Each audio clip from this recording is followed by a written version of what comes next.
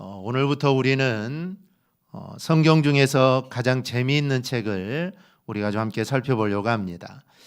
아마 우리가 어렸을 때 주일학교에서 많이 들었던 이야기입니다. 그리고 어릴 적 교회를 다니지 않더라도 요나 이야기는 아마 한 번쯤은 아마 다 들어보셨을 겁니다. 무엇보다도 물고기가 요나를 삼켰다는 사실입니다. 삼킨 것도 신기한데 죽지 않고 물고기 뱃속에서 사흘을 지냅니다. 그런데 요나를 또다시 토해내게 되죠. 정말 극적이며 신비한 요소를 가지고 있는 책이 바로 요나서입니다. 우리가 만화로 많이 보셨을 텐데 소설 피노키오의 모험에서 나오는 상황과 이게 아주 묘하게 맞물립니다. 피노키오도 사흘을 고기 뱃속에 갇혔다가 나오게 됩니다. 요나서는 이런 극적인 또는 만화적인 요소가 있기에 한 번 들으면 잘 잊혀지지가 않습니다. 과연 물고기 뱃속에 들어가서 3일간 살아있다는 게 이게 과연 가능하냐? 그저 설화 정도로 봐야지 않냐라고 말할 수 있지만 그렇다고 제가 여러분들을 이해시킬 방법은 전혀 없습니다. 그런데 우리는 이 일이 하나님이 하신 일임을 우리는 믿습니다. 즉 천지를 창조하신 분이 하나님 아니십니까? 그렇다면 사람을 물고기 뱃속에 놓고 거기서 3일 동안 살게 한다는 거, 이거는 어찌 보면 누워서 떡 먹기죠. 천지를 창조하신 하나님의 손으로 못하실 일은 없기 때문입니다. 사실 요나서는 참 신비한 것들입니다. 그런데 우리가 이런 신비한 것들만 추구하는 건 문제지만 우리가 성경에 나와 있는 이야기가 사실이라고 생각하는 것은 우리 믿는 성도들은 하는 것은 당연한 일입니다. 그리고 우리는 성경 이야기가 실제 일어났던 일이라고 우리 모두는 믿습니다. 만약 성경의 이야기를 믿지 못한다면 사실 그 사람은 성도라고 할 수가 없습니다. 성경을 믿지 않으면서 어떻게 하나님을 우리가 믿을 수 있겠습니까? 그러니 우리는 성경을 믿고 성경에 기록된 말씀을 우리는 믿습니다. 그러기에 오늘 요나 이야기도 우리는 설화가 아니라 우리는 사실임을 또한 믿습니다. 요나서는 짧은 성경입니다. 비교적 잘 알려진 이 요나 이야기를 우리가 몇 주에 걸쳐서 좀 함께 살펴보려고 합니다. 오늘은 그 첫 시간으로 요나의 이야기가 어떻게 출발하는지에 대해서 함께 우리가 살펴보겠습니다. 그리고 그것을 통해서 우리가 생각해야 할 신앙적인 면들을 우리가 함께 정리해 보겠습니다. 먼저는 시대적 배경을 좀 살펴보겠습니다. 앞서 요나 이야기가 이 설화 같은 느낌을 준다고 말씀드렸는데, 근데 오늘 본문을 보면 요나가 실제로 존재한 역사적 인물이라는 것을 우리에게 말씀해 줍니다. 그래서 요나 이야기는 설화가 아니라 역사적 사건이다라는 것을 알 수가 있습니다. 1절을 보면 여호와의 말씀이 아미떼의 아들 요나에게 임하니라 라고 말씀을 합니다. 즉 요나와 그의 아버지를 밝히고 있는데 이 표현은 성경 다른 곳에도 나옵니다. 만약에 요나서에만 나오면 누가 지어낸 것이라 할 수가 있는데 사실 이야기가 열왕기하에도 나옵니다.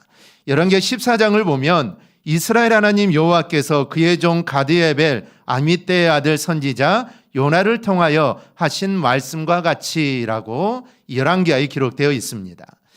열왕기하는 이스라엘과 유대 왕국의 역사를 다루고 있는데 어떤 왕들이 일어나서 어떻게 통치했는가에 대한 이야기입니다. 그런데 그 시대마다 어떤 선지자가 연관되었는지 그리고 그 선지자가 선포한 내용이 무엇인가를 말씀을 합니다. 열왕기서에 기록된 요나 이야기는 요나가 예언한 내용이 그대로 여로보암 2세를 통해 이루어졌다라는 사실을 말합니다.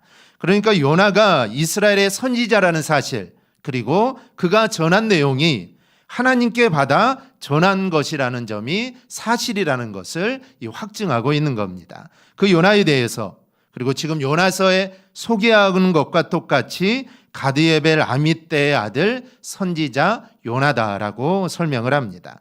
그래서 요나의 이야기는 단순한 설화나 지어낸 이야기가 아니라 하나님의 예언이라는 것을 성경 자체가 증명하고 있는 것입니다. 그래서 우리가 요나를 통해 살펴보자 하는 것은 사실 이런 역사적 사실만이 아닙니다. 사실 성경이 요나서에 기록되어 있기 때문에 우리는 이 요나서 이야기가 우리가 사실이라는 것을 사실 우리는 의심하지 않습니다. 제가 1절을 통해서 그리고 연관된 열왕기서에서 요나를 언급하는 부분을 통해서 우리가 보고자 하는 것은 이 시대가 여로보암 2세 때다라는 것입니다. 열왕기에서나 요나가 예언한 내용을 보면 여로보암이 이스라엘 영토를 회복하되 하마더기에서부터 아라바 바다까지다라고 이렇게 설명을 합니다. 이는 여로보암 2세 때가 이스라엘이 전성기를 맞는다라는 예언입니다. 그리고 그 예언 그대로 이루어집니다. 이때는 주전 8세기인데 이스라엘이 정치적으로 또 경제적으로 아주 강성할 때입니다. 그리고 모든 것이 풍부할 때죠. 여기서 우리가 생각할 게 있습니다. 정치적으로 경제적으로 가장 풍성할 때라는 것은 사실 좋은 때입니다. 그런데 그 이면은 영적으로는 무너지는 시대였다라는 점이죠. 즉 나라는 잘 살고 나라는 부강하고 전쟁도 없고 나라의 영토도 넓어지고 얼마나 살기 좋습니까? 그런데 이면엔 영적으로 모든 것들이 무너진 시대다라는 것이죠. 우리가 요나만 보더라도 그렇습니다. 요나가 예언한 대로 여로보암 2세 때 가장 강성하고 가장 부유한 나라가 됩니다. 그런 시대 속에서 요나는 하나님 말씀이 자신에게 임하자 어떻게 합니까? 하나님의 말씀이 임한 요나 선지자는 하나님 말씀을 즐겨 지키는 것이 아니라 그 말씀을 지키지 않으려고 피하여 도망갑니다. 요나가 하나님 말씀이 임하자 그가 피하여 도망간 것은 그 당시에 영적인 모습을 보여주는 것입니다. 사실 선지자는 어떠한 상황 속에서도 하나님의 말씀이라면 그 말씀을 지켜야 합니다. 즉 죽는 한이 있더라도 내가 돌에 맞아 죽는다 하더라도 사실 선지자는 하나님 말씀을 받았다면 그 말씀을 전해야 합니다. 그래서 구약의 선지자들은 모두 다 그렇게 하죠. 에레미야, 이사야 모두 다 하나님 말씀을 그대로 전합니다. 눈물을 흘리면서 에레미야는 눈물을 흘리면서 하나님 말씀을 전하죠. 즉 자신이 죽는 한이 있더라도 말씀을 전해야 하는 것입니다. 그런데 요나는 그렇지 않았습니다. 하나님 말씀이 임하자 그는 어떻게 하면 피할까? 어떻게 하면 도망갈까 먼저 생각을 하게 된 것이죠. 그 당시에 전반적인 영적인 측면을 이야기하는 것입니다. 경제적으로는 부유했지만 신앙은 암흑기였던 시대입니다.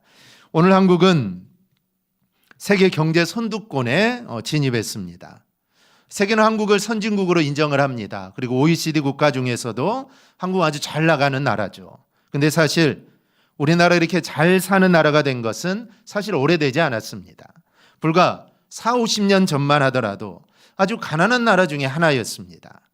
끼니를 걱정할 만큼 가난한 나라였고 옷도 1년에 한 벌 사 입으면 다행이어서 이 설빔이라는 말이 있을 정도입니다. 요즘 청소년들이 이 세핑이라는 말을 씁니다. 이 설빔과 약간 비슷한 말인데 이 세핑이라는 말을 쓰는데 이 세핑이라는 말이 이 새 옷이라는 뜻입니다. 그런데 이것은 그냥 내가 새 옷을 샀다는 게 아니라 난생 처음 아니면 정말 몇 년 만에 내가 새로운 옷을 샀다는 감격의 의미가 그 단어 속에 들어가 있습니다. 그만큼 새 옷을 입어보지 못하는 사람이 대부분이었던 시대가 바로 우리나라입니다. 그런데 지금 우리 사회는 정말 풍성한 모습이 되었습니다. 그러면 조심해야 합니다. 이런 시대적 발전 뒤에 하나님을 바라는 신앙은 과연 어떠하는가를 우리는 생각해 봐야 합니다. 사실 어렵던 시대에는 하나님을 향한 신앙이 정말 순수했습니다. 정말 순수했죠. 그래서 우리의 어머니들 또 우리의 할머니들은 뭐 수학을 하거나 뭐가 들으면 제일 먼저 목사님을 생각하고 또 목사님의 가져다 드리는, 어찌 보면 그게 사실 큰 의미는 없지만 그 안에는 순수한 믿음들이 담겨져 있는 것입니다. 그래서 어려웠을 때는 그만큼 우리의 신앙이 순수했다라는 것이죠. 즉 오직 말씀만 생각하고 오직 하나님만을 생각하는 그런 순수한 신앙들이 있었습니다. 그런데 우리의 삶이 잘 사라지고 우리의 삶이 풍요로워지면은 우리의 신앙의 모습들이 점점 더 퇴보되는 경향들이 있습니다. 사실 풍요로워진 것은 하나님의 축복입니다. 우리나라가 이렇게 잘 사는 것은 하나님의 축복이죠. 하나님 우리나라를 축복하셨기 때문에 우리나라가 이런 잘 사는 나라가 된 것입니다. 그런데 중요한 것은 그 하나님의 축복을 과연 그대로 유지할 수 있는 믿음의 모습을 우리가 가지고 있느냐라는 점입니다. 우리는 요나의 시대상을 보면서 정말 우리의 시대가 풍요로운 만큼 하나님을 잃지는 않았는지 우리는 돌아볼 수 있어야 합니다. 그래서 더욱더 하나님 앞에서 깨어있는 자들이 우리는 되어야 합니다. 세상에 풍요에 휩쓸리는 것이 아니라 정말 우리의 신앙의 모습들이 정말 하나님 안에서 온전히 서 있어야 합니다. 믿음이 소홀해져서는 안 되고 우리는 게으르거나 나태해서는 안 됩니다. 그래서 결국 믿음의 모습으로 살지 못하는 모습이 아니라 정말 믿음 안에서 살아가는 그런 모습들이 우리에게 있어야 합니다. 우리 모두 이 사실을 절대로 잊지 말고 정말 하나님이 우리를 풍요롭게 할 때, 그리고 하나님이 우리를 축복할 때 더욱더 믿음을 굳건히 세워나갈 수 있기를 바랍니다. 그리하여 하나님이 기뻐하시는 모습으로 살아가기를 축복합니다. 둘째는 말씀하시는 여호와 하나님을 봅니다. 본문 2절에 보면 하나님은 요나에게 너는 일어나 니느웨로 가서 심판을 외치라라고 말을 합니다. 사실 이 말씀에는 하나님의 뜻이 담겨져 있습니다. 니느웨는 아수르 제국의 수도입니다. 본문에서도 큰 성읍이라고 하듯이 아수르의 수도로서 크기도 하지만 사실 이 크다라는 큰이라는 말은 하나님께서 그만큼 중요하게 보신다라는 의미입니다. 그래서 하나님이 요나를 그곳으로 보낸 것이죠. 그런데 이 도시는 이방 나라의 수도입니다. 유대인의 입장에서는 니느웨가 멸망하든 말든 사실 아무런 상관이 없습니다. 즉 별 관심이 없죠. 그런데 하나님은 이 도시에 관심이 많습니다. 여기서 우리는 하나님의 뜻을 이해해야 합니다. 즉 하나님은 이방인도 구원받기를 원하신다라는 것입니다. 성경을 보면 이스라엘은 구원받고 이방인은 멸망받는 내용이 많습니다. 그러나 그렇게 이방인이 망해야 한다는 생각은 사실 잘못된 선민사상 그리고 왜곡된 시오니즘을 반영하는 것이지 사실 이것은 하나님의 마음이 절대로 아닙니다. 이 선민사상은 하나님께서 당신의 백성을 택하셔서 구원하시고 그들을 통하여 하나님의 나라를 이룬다는 사상입니다. 그 시작은 아브라함입니다. 하나님은 아브라함을 택하시고 그들의 후손을 구원하시기로 하십니다. 그리고 그들을 통칭하여 이스라엘이라고 하죠. 그런데 이스라엘이라는 명칭은 민족적 개념만을 의미하지 않습니다. 즉 세계의 수많은 민족 중에 하나를 의미하는 게 절대로 아닙니다. 복음은 사실 그렇게 갇혀 있는 것이 여러분 절대로 아닙니다. 이 시오니즘 역시 마찬가지입니다. 이 시오니즘 사상은 유대인들이 얼마나 오랜 세월 동안 떠돌이 생활을 했습니까? 이 나라가 없어서 정말 세계 여러 나라에 흩어져서 살지 않았습니까? 그런 유대인들이 그들의 조상의 땅이었던 이 팔레스타인 지방에 유대 민족 국가를 건설하는 것을 목표로 하였던 민족주의 운동이 바로 이 시오니즘입니다. 결국 이들은 이 시오니즘을 이루게 되죠. 이스라엘의 나라를 건국을 하게 됩니다. 선민사상과 같은 개념이라고 할 수가 있습니다. 그런데 이것이 자꾸 민족적 그리고 지리적인 이스라엘에 한정합니다. 하지만 이것은 하나님의 뜻을 제대로 파악하지 못해서 그런 것입니다. 그래서 요나는 하나님이 내리신 명령을 이해할 수가 없었던 것입니다. 즉 이방인이 구원받고 이방인이 멸망하든 잘 사든 사실 요나에게는 별로 별 관심이 없습니다. 그런데 하나님이 거기에 가라는 것이죠. 그러니까 요나는 그것을 이해할 수 없었던 것입니다. 즉 그 안에 가득 차 있던 선민사상, 시오니즘 때문에 도저히 이해할 수 없었던 겁니다. 그래서 그는 이 도망가려고 한 것이죠. 신약의 바리새인들도 그런 생각을 가지고 있었습니다. 하나님의 예루살렘 회복과 이스라엘 회복은 이 땅에서 총으로 칼로 이스라엘 다시 세우려는 게 절대로 아닙니다. 하나님의 약속이 성취되어 하나님의 나라가 완성되는 것을 의미합니다. 그리고 하나님의 나라는 하나님이 계신 저 하늘나라만을 의미하지 않습니다. 물론 우리가 나중에 이 땅의 삶을 마무리하고 우리가 하늘나라에 가서 영원한 삶을 살 겁니다. 물론 그곳이 하나님의 나라죠. 하지만 죽어서 가는 그 나라가 아니라 그 하나님의 나라가 이 땅 여기에서도 이루어져야 한다라는 사실입니다. 그게 바로 여러분 교회입니다. 교회를 통해 하나님의 나라를 이루어 가야 합니다. 그러면 교회가 해야 할 가장 중요한 사역이 뭘까요? 그것은 바로 영혼 구원입니다. 즉 죽어가는 영혼을 구원하여 하나님의 나라를 이루어가는 것. 이게 교회가 해야 할 가장 시급한 일이죠. 그래서 교회가 영혼 구원 사역을 하지 않는다면 교회가 가장 중요한 일을 하지 않는 것입니다. 교회는 영혼 구원에 온 힘을 쏟아야 합니다. 이렇듯 하나님의 뜻은 이방인도 구원받는 것입니다. 그래서 요나에게 니느웨로 가서 선포하라고 하신 것이죠. 이 본문을 보게 되면 그런 하나님의 뜻이 강조되어 있습니다. 하나님이 요나에게 하신 말씀을 잘 들여다보면 동사가 3개 나오는데요. 2절에 보면 너는 일어나 저 큰 성읍 니느웨로 가서 그것을 향하여 외치라. 이 말씀은 니느웨로 가서 전하라는 정도지만 하나씩 떼어보면 일어나라, 가라, 외치라 이 3개의 명령으로 되어 있습니다. 이 3개 동사를 연결해 보면 빨리 일어나라는 것이죠. 일어나서 속히 가라는 것이고 속히 가서 외치라는 겁니다.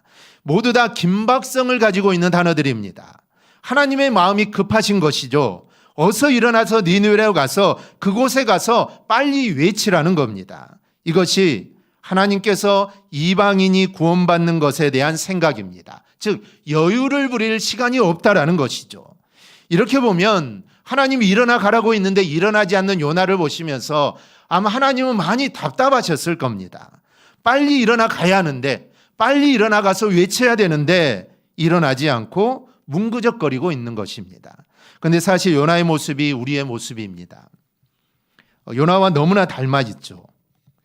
하나님께서 구원하시고자 하시는 대상이 우리 주변에 널려 있는데 도무지 그들에게 일어나 갈 생각을 하지 않는 모습이 바로 우리의 이 모습입니다.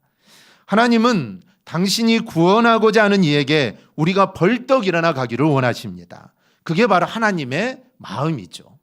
우리는 시간이 많다고 하지만 시간이 많으니까 나중에 좀 나중에 한다고 하지만 하나님의 시간은 정말 촉박합니다. 그래서 빨리 일어나 가서 전하라는 것이죠. 그런데 우리는 일어나기를 주저하고 가기를 주저하고 전하기를 주저합니다. 그래서 하나님이 답답해 하시는 것이죠. 오늘 본문도 보면 가지 않는 요나를 보면서 답답해 하시는 하나님이 나타납니다. 그들에게 빨리 가서 전해야 하는데 그들에게 한 발자국도 나가지 않고 우리들끼리만 외치고 있습니다. 왜곡된 시오니즘에 빠져서 이방인에 대해서는 관심이 없고 정죄만 합니다. 그게 요나의 모습이고 당시 이스라엘 백성들의 모습이고 그리고 안타깝게도 오늘날 우리의 모습이 아닌가 싶습니다. 우리는 하나님께서 우리가 가기를 원하신다라는 것을 여러분 생각해야 합니다. 복음은 가지 않고는 절대로 전할 수 없습니다. 그래서 바울은 로마서 10장에서 이렇게 말씀합니다. 우리 한번 함께 찾아보겠습니다. 로마서 10장 14절 15절입니다. 로마서 10장 14절 15절입니다.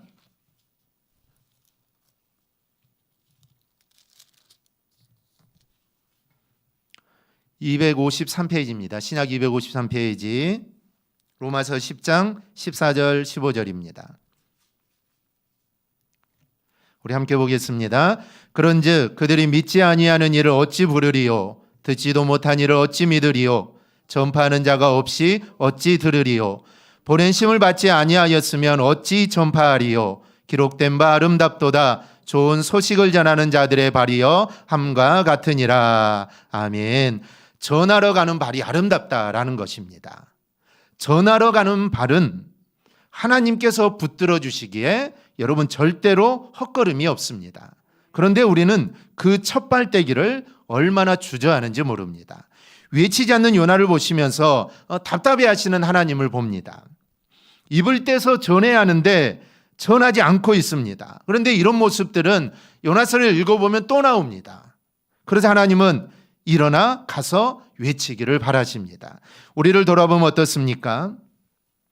전도할 생각을 하다가도 자신이 없어서 포기한 적이 얼마나 많은지 모릅니다. 말을 해야 되는데 말이 잘 떨어지지가 않습니다. 중요한 것은 우리의 입을 통하여 복음이 선포되어야 합니다. 우리의 말의 능력으로 복음이 전해지는 것이 절대로 아닙니다. 내가 얼마나 말을 잘할까? 내가 말을 잘해서 내가 저 사람을 잘 설득해야 저 사람이 예수를 믿을 건데, 사실 우리의 말의 능력으로 복음이 능력이 나타나는 게 아닙니다. 역사는 하나님이 하시고 역사는 성령께서 하시는 겁니다. 우리는 다만 하나님을 믿고 말을 하기만 하면 됩니다. 우리의 입은 외치는 자가 소리가 되고 있는지 여러분 한번 생각해 보시기를 바랍니다. 어떤 사람이 마음속에 정말 예수에 대한 갈망을 가지고 있고, 정말 내가 어떻게 예수를 한번 믿어볼까, 어떻게 예수를 믿을 수 있을까, 그런 마음을 가지고 있는 자에게 내가 지나가다가 예수 믿으세요, 교회 다니세요라는 그 말 한마디가 그 마음속에 들어가 그 사람이 예수를 믿고 구원받는 역사가 일어날 수 있습니다. 즉 역사하는 것은 하나님이시지 내 말의 능력에 절대로 있지 않습니다. 그래서 우리는 전해야 한다는 것이죠. 때를 얻든지 못 얻든지 우리는 늘 하나님 말씀을 우리는 전해야 합니다. 하나님이 원하시는 것은 우리끼리 잘 믿고 잘 사는 게 아닙니다. 믿지 않는 자에게 가서 복음을 전하는 것입니다. 절대 믿지 않을 것 같은 사람에게도 가서 우리는 말해야 합니다. 이게 바로 우리의 사명입니다. 요나서는 요나에게 하신 말씀을 통하여 하나님의 뜻을 보여주고 있고 우리에게 주신 사명을 보여줍니다. 우리는 일어나 가서 외쳐야 합니다. 이 사실을 잊지 말고 때를 얻든지 못 얻든지 일어나 가서 외치는 사명 잘 감당하기를 바랍니다. 셋째는 도망가는 요나를 봅니다. 하나님께서 일어나라고 하십니다. 그러자 요나가 일어나죠. 그런데 왜 일어났냐가 중요합니다. 왜 일어났다고 합니까? 요나가 여호와의 얼굴을 피하려고 일어났다라고 말을 합니다. 하나님의 뜻에 응답한 것이 아니라 하나님의 얼굴을 피하려고 일어납니다. 이어지는 말씀을 보면 니느웨로 가는 게 아니라 다시스로 도망하려 요바로 내려갑니다. 가려는 게 아니라 도망하려는 것이죠. 가는 게 아니라 내려가는 모습입니다. 이렇듯 요나는 하나님이 명령하신 내용과 정반대로 행하고 있습니다. 이미 서론에서 당시 영적인 상태를 이야기했지만 요나는 보면 선지자임에도 불구하고 그리고 직접 하나님 말씀을 받았음에도 불구하고 이렇게 하나님 명령에 반하는 방향으로 나가고 있습니다. 우리는 요나의 모습을 통해 내 고집을 하나님 뜻보다 내가 더 앞세우지 않는지 우리는 늘 생각해 봐야 합니다. 요나는 이방인인 니느웨 사람들에게 전하는 게 싫었습니다. 하나님은 전하라 했지만 자신은 싫었습니다. 구원은 오직 이스라엘 사람들에게만 있다라고 그는 생각하고 믿었기 때문입니다. 이런 자기 고집이 하나님의 뜻과 하나님의 명령을 어기고 있는 것입니다. 그런데 이런 고집을 피우다 보면 어떤 일을 만나는지 아십니까? 때마침 일들이 술술 풀려서 마치 그게 마땅히 해야 할 일이었던 것 같은 착각을 하게 됩니다. 니느웨가 아니라 다시스로 도망하려고 욥바로 가니 어떻게 됩니까? 마침 다시스로 가는 배를 만난지라. 요즘이야 지하철이 몇 분마다 한 대씩 오고 버스도 몇 분마다 30분 1시간마다 오지만 그 당시 배는 그렇게 오는 게 아닙니다.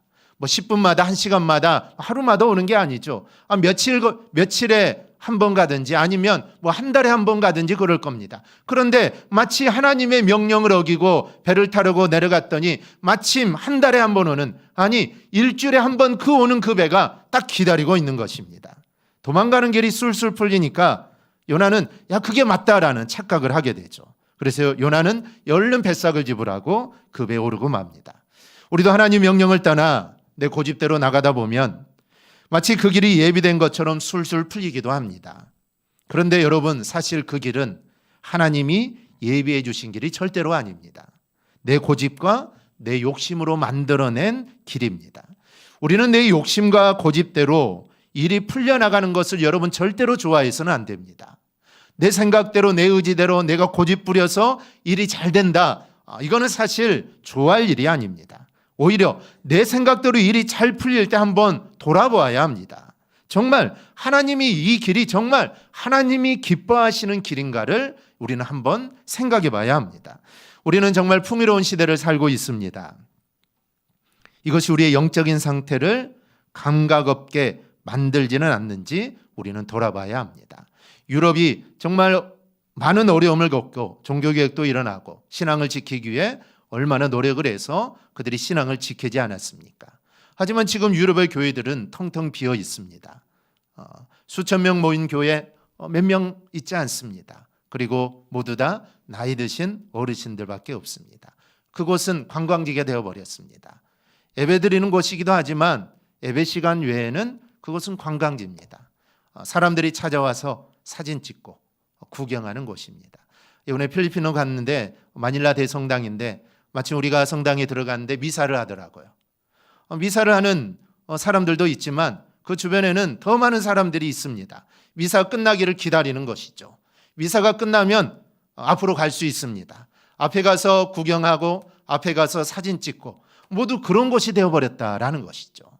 풍요로움이 정말 잘 사는 유럽이 얼마나 잘 삽니까? 그 풍요로움이 사실 신앙을 퇴보하게 만들어버렸다라는 것이죠. 그래서 많은 신학자들이 우리나라도 그렇게 되지 않을까? 우리나라 그렇게 될 거다. 좀 있으면 그렇게 되지 않을까라고 생각을 합니다. 그런데 그건 이미 조금씩 진행되고 있습니다.